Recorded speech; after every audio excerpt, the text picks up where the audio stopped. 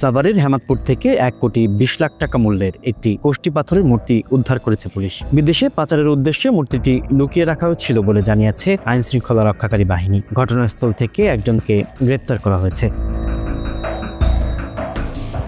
বৃহস্পতিবার বিকেলে Hemadpur bus stand এলাকায় গোপন সংবাদের ভিত্তিতে অভিযান পরিচালনা করে সাভার মডেল থানা পুলিশ। এ সময় ঢাকা আরিচা মহাসড়কের পাশে ফুটওভার ব্রিজের নিচ থেকে 165 কেজি ওজনের কালো রঙের কোষ্ঠী পাথরের বিষ্ণু মূর্তি উদ্ধার করা হয়। ঘটনাস্থল থেকে গ্রেপ্তার করা হয় দেলোয়ার হোসেন নামে এক ব্যক্তিকে। তিনি কুমিল্লার দাউদকান্দি উপজেলার গোয়ালমারি গ্রামের মৃত আবুল হোসেনের ছেলে।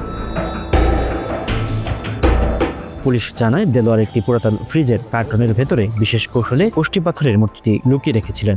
আমাদের কাছে একটা গোপন সংবাদ আসে যে একটা কোষ্ঠী পাথরের বিষ্ণু মূর্তি যেটা পাচার হচ্ছে এবং এটা একটা চক্র থেকে বিদেশে পাচারের জন্য এটা এদিক দিয়ে সব প্রস্তুতি সম্পন্ন হয়েছে। তো এই প্রেক্ষিতে সাভার থানার একটা চৌকস দল এবং চামড়া শিল্প ফাঁড়ির একটা টিম তারা দ্রুত ওই দিকে মুভ করার পরে দেখে যে একটা ফ্রিজ যাচ্ছে। ওই ফ্রিজের ভেতরে সার্চ করা হয়।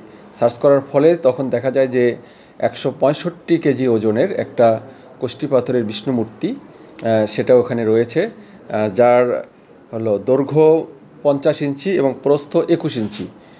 তো তারপরে ওই তাৎক্ষণিকভাবে ওই জায়গা থেকে দেলোয়ার হোসেন নামে একজনকে গ্রেপ্তার করা হয়।